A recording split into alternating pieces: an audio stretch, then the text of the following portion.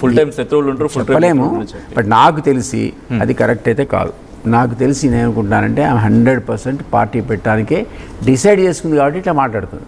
ఒకవేళ మొదటి లెటర్ నుంచే మాట్లాడుంటే మనం అర్థం చేసుకోవచ్చు, మొదటి రోజు నుంచే కేసీఆర్ తిట్టుంటే మనం అర్థం చేసుకోవచ్చు. ఆమె చెప్తుంది బోర్డని లెటర్ రాసా, ఏది బయటరాంది ఎవడో బయట పెట్టింది ఎవడు వీడని అడుగుతుంది. అంటే ఆ లెటర్లు రాసుకుంటూ మీరు అన్నారుగా కూతురికి అపాయింట్మెంట్ ఎందుకని, మరి కూతురికి లెటర్ ఎందుకు? Just go no. మీరన్న ప్రకారం సబ్జెక్ట్ కరెక్షన్. ఒక గతంలో 8 లేఖలు రాస్తారంటే ఇంకా అప్పుడంటే లేఖలు ప్రారంభమైన నుంచి లిఫ్ట్ స్టార్ట్ అయింది అనుకోవాలి. డెఫినెట్లీ అసంతృప్తి ఉంది. అసంతృప్తి చెప్పడానికి మీకు లేఖన మార్గం కాదు కదా, మీ ఫాదరే కదా. Just like that go walk into his room and discuss and come out. అది జరగదంటా నేను. మీరు అపాయింట్మెంట్ లేకుండా కవిత కూడా కేసీఆర్ దగ్గరికి పోలేదు. అది కూడా ఒక సఫికేషనే. ఎవరినో మీద ఆరపడి అపాయింట్మెంట్ నేనేంటి తీసుకునేది అనుకోరా, ఆ సఫికేషన్. అందువల్ల frustration, suffocation leading to frustration నుంచి మీకు ఈ టైప్ ఆఫ్ అట్మాస్ఫియర్ క్రియేట్ అయిందని అనుకుంటాను. అండ్ కేటీఆర్ అయితే మరీ క్లైమాక్స్ కదా, కేటీఆర్ మీద కామెంట్స్ అది క్లైమాక్స్. మరి ఈ క్లైమాక్స్ ఎడుదారి తీస్తుంది. నాకు తెలిసి కేసీఆర్ పిలవడు, రికన్సైల్ కాడు, పోతే పోనీ ఇంతమంది లిస్ట్ చదివాను, ఇంకా 10-20 మంది లిస్ట్ ఉంది, నేను చెప్పలే. అట్లాంటప్పుడు కేసీఆర్ ఈ విషయంలో కూడా పట్టించుకోంటున్నా. అప్పుడు మీకు జరిగేది ఏముంటుంది, కాంట్రవర్ట్ సిచ్యువేషన్లో she has to form a party and that is going to be big threat to BRS. మీరు అన్నారు అంటే కేసీఆర్ కుటుంబానికి దగ్గరగా చూసిన మీరే అది బిగ్ థ్రెట్ అని మాట అంటున్నారు. At the same time ground లెవెల్లో కూడా అటువంటి ఒక డిస్కషన్ అయితే స్టార్ట్ అవుతా ఉంది.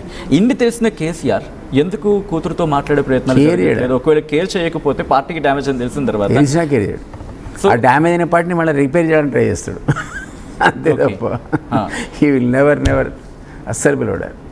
కవిత ఒకవేళ బయటకు వచ్చేస్తే సర్వైవ్ అవుతుందా? ఎందుకంటే that is a big question. I really don't know. There is a vacuum, no doubt there is a vacuum. ఈరోజు నేను ఇంతమంది అయిపోయా, మీకు 10 ఏళ్ళు పట్టింది కేసీఆర్కి కొలాప్స్ కావడానికి. 15 నెలల లోపల కాంగ్రెస్ కొలాప్స్ అయింది. ఎవరు రావాలంటే అయితే బీజేపీ రావాలా లేదా బీఆర్ఎస్ రావాలి. లేస్తున్న బీఆర్ఎస్ ఇది ఒక పెద్ద దెబ్బ, ఈ అస్త్రం అనేది పెద్ద దెబ్బ. కాబట్టి వాళ్ళు మళ్ళీ సబ్డ్యూ అయిపోతారు, మళ్ళీ జీరో పడిపోతారు. సో బీజేపీ లేవాలి. బీజేపీ ఇప్పటికిప్పుడు ఎందుకో ఆ గ్యాప్ను ఫిల్ చేసేటువంటి సామర్థ్యం కనపడలేదు. కాబట్టి ఇంకొక ఆల్టర్నేటివ్కి ఇక్కడ వ్యాక్యూమ్ అండ్ స్పేస్ ఉంది. ఆ స్పేస్లో ఆమె వచ్చిందనుకోండి, కొంత ఆదరణ వస్తుంది. ఎంత వస్తుంది మీరు ఎడైపోతాం, ఎడైపోతాం. బట్ ఒకటి ఇప్పుడు బేజర్గా మొత్తం కూడా ఓవరాల్ సిచ్యువేషన్లో బీసీ యొక్క ఫీలింగ్ బాగా వచ్చింది. గతంలో ఇంత లేదు, బాగా వచ్చింది. కాబట్టి ఇప్పుడు ఒక ఆల్టర్నేటివ్ కింద బీసీ నాయకత్వం కోసం జనం చూస్తున్నారు. ఈమె సామాజిక న్యాయం గురించి మాట్లాడుతుంది. రేపు పొద్దున ఆమె తన ఒక హానరీ చైర్మన్ ఉండి ఒక ఎస్సీని, ఒక ఎస్టీని, ఒక బీసీని, ఒక మైనారిటీని వర్కింగ్ ప్రెసిడెంట్గా 4 పెట్టింది అనుకుందాం. అరే వాళ్ళకంటే బెటర్ అంటారు కదా. వాళ్ళు అన్నారు దళితుని ముఖ్యమంత్రి చేయలేదు, ఆఖరికి వర్కింగ్ ప్రెసిడెంట్ కూడా కేటీఆర్. తీరా వచ్చి అధ్యక్షుడు వచ్చే వరకు మళ్ళీ ఆయనే తప్ప ఒక బీసీనో ఎస్సీ ఎస్టీని పెట్టడానికి ఇప్పటికి కూడా పార్టీ ఒప్పుకోవట్లేనప్పుడు తను కనుక అట్లా వచ్చి నేను వెనక నుంచి నడిపిస్తా లేదా హానరీ చైర్మన్ ఉంటాను, 4 నాకు వీళ్ళేనంటే డెఫినెట్లీ కొంత యాక్సెప్టెన్స్ వస్తుంది. సో కొత్తగా ఇంకా బీసీ పార్టీ ఇది రాలేదు కదా. తిన్మార్ మళ్ళీ అన్నాడు పార్టీ పెడతా అన్నాడు, ఇంతవరకు రాలేదు, వేరే పార్టీ రాలేదు. కాబట్టి ఆ స్పేస్ ఏతుందో స్పేస్లో ఎవరైనా రావచ్చు. బట్ మీరు అన్నట్టుగా స్పేస్ విషయానికి వచ్చినప్పుడు కవితకి కేటీఆర్కి మళ్ళీ కాంపిటీషన్ వచ్చినప్పుడు ఎవరు ఎగ్జైల్ అయ్యే అవకాశం ఉంటుంది? పార్టీ పరంగా జనాలు ఆల్రెడీ 10 years అయిపోయింది కదండి, అనుభవించారు. బంగారు పల్లెలో తెలంగాణ తీసిపోయి మీకు అప్పచెప్పారు బీఆర్ఎస్కి. మీరు చేయాల్సిన డ్యామేజ్ అయితే చేశారు, వ్యవస్థలని నాశనం చేశారు. మనం ఆశించింది తెలంగాణ అద్భుతంగా ఉండాలి, role model of the country ఉండాలంటే ఉండొచ్చు. కొన్ని మంచి పనులు చేయలేడు, ఎట్లా అంటాం? ప్రభుత్వం అన్నాక 10 ఏళ్ళు పనిచేస్తే కొన్ని మంచి పనులు ఉంటాయి. కానీ దానికంటే ఎక్కువ డ్యామేజ్ చేసింది వాళ్ళని కుటుంబ పరిపాలన, ఆశ్రిత పక్షపాతం, ఉద్యమ ద్రోహులకు పదవులు ఇవ్వటం, ఇవన్నీ ఆ పార్టీని అవినీతి దాన్ని ధ్వంసం చేసిన సందర్భంలో ఇప్పటికిప్పుడు నేను 10 ఏళ్లలో వాడు పోతే 15 ఏళ్ళు వీడు పోయాడు. ఈ 15 ఏళ్ళు పోతే వచ్చే గ్యాప్లో సడన్గా బీఆర్ఎస్ లేస్తున్నట్టుగా మనకు కనపడదు. ప్రజల్లో చర్చ వచ్చింది. అన్ఫార్చునేట్లీ ఈ ఎపిసోడ్ స్టార్ట్ అయింది. సో ఇప్పుడు అది సబ్డ్యూ అయిపోతే ఆల్రెడీ 10 ఏళ్ళు అవకాశం ఇచ్చా కదా, చూద్దాం ఇంకో కొత్త వాళ్ళకి ఇద్దాం అనేటువంటి థింకింగ్ అయితే కాస్త వస్తుంది కదా కొందరికి.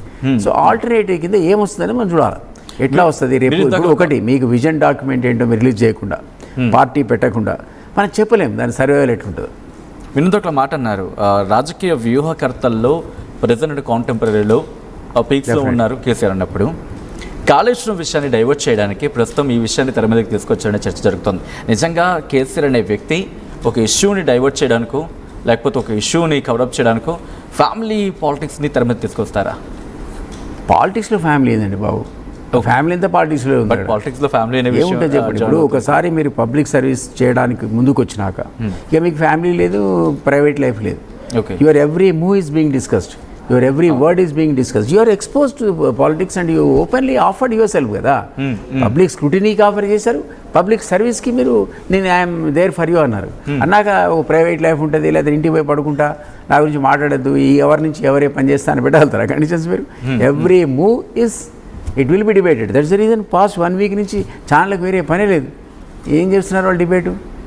కవిత కవిత తప్ప ఇంకో అంశమే లేదు. బట్ కవిత ఎందుకు బయటకు వచ్చి అంటే ఆ రోజు ఎయిర్పోర్ట్లో మాట్లాడిన మాట తప్ప, చిట్చాట్లు తప్ప నేరుగా వచ్చి ఎందుకు మాట్లాడట్లేదు? అంటే షీఈస్ వెయిటింగ్ అనుకోవాలా, లేకపోతే అందించడం వస్తుందని ఆమె కూడా వ్యూహకర్త అని చెప్పాను. ఓకే, అద్భుతమైన వ్యూహకర్త, అద్భుతమైన కమ్యూనికేటర్ కూడా. ఆమె ఏం ఎక్సర్సైజ్ చేస్తుందో మనకేం తెలుసు? ఇంట్లో కూర్చోదు కదా. ఇప్పుడు అందరితో మాట్లాడుతుండొచ్చు, స్టేక్ హోల్డర్స్తో, బీసీ సంఘాలతో, ఆ సంఘాలతో, ఉద్యమ సంఘాలతో, ఎవరెవరైతే బీఆర్ఎస్ మీద కోపంగా ఉన్నారో వాళ్ళందరితో ఆమె చర్చిస్తుండవచ్చు కదా. So she is preparing herself, groundwork చేసుకుంటుందా. సో అతి త్వరలో ఏదో తేలితే నాకు తెలిసి కేసీఆర్ ఏమైనా సస్పెండ్ చేసిన ఏదో అనుకోను, బట్ ఆటోమేటిక్గా బయటకు వెళ్ళిపోతుంది కూడా సస్పెండ్ అవుతాయి. అట్లా లేకుండా కూడా ఆమె పార్టీ అనౌన్స్మెంట్ మీకు 10 రోజులు రాకపోవచ్చు. ఇది కేసీఆర్ మీద ప్రెషర్ ఉంది అనుకోవాలా కవిత విషయం? ఏమి కేర్ చేయడు సార్, హీ వోంట్ బాదర్. ఇంకా 10 ఇంటర్వ్యూలు పెట్టమని ఇంకో 20 లెటర్లు రాయమనండి, నాకు తెలిసి కేసీఆర్ రియాక్ట్ కాదు, నేను రిప్లై కూడా. సాధారణంగా ఎలా ఉంటారండి కేసీఆర్ అంటే ఇలాంటి ఇష్యూస్ వచ్చినప్పుడు వాట్ కైండ్ ఆఫ్ మైండ్, ఎటువంటి మైండ్ సెట్తో ఆయన ఆలోచించి వెళ్తూ ఉంటారు? ఎందుకంటే చాలా సందర్భాలు మీరు చూశారు, బట్ దిస్ ఈస్ ఫ్యామిలీకి రిలేటెడ్ కాబట్టి ఎలా ఉంటుంది ఆయన వ్యూహం కావచ్చు, దాని వ్యూహాలు కావచ్చు? జనరల్గా పట్టించుకోండి ఆయన ఈ ప్రెషర్స్ వల్ల ఇంకా ముడుచుకుపోతాడు. ఓకే, ఇంకా దాంట్లో ముడుచుకుపోయి గట్టిపడతాడు, ఇంకా కుంచుకుపోతాడు, ఇంకా గట్టిపడతాడు. ఎవరిని మీరు టచ్ మీరు అట్లాగే తయారవుతాడు ఆయన. ప్రెషర్ ఎక్కువ పెడితే ఇంకా విద్రా అయిపోతాడు.